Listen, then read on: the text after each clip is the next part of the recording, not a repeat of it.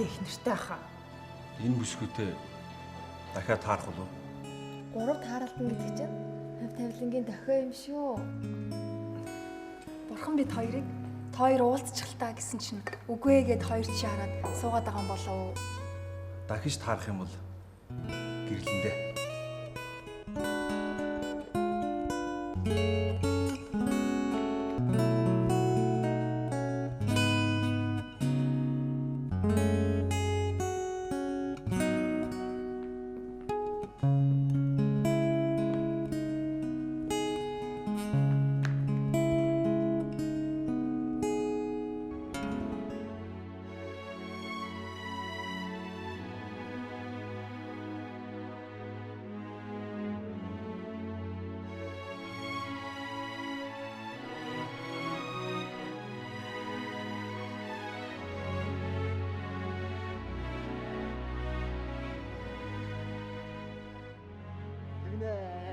Зөндөө зарим өгч өгнө.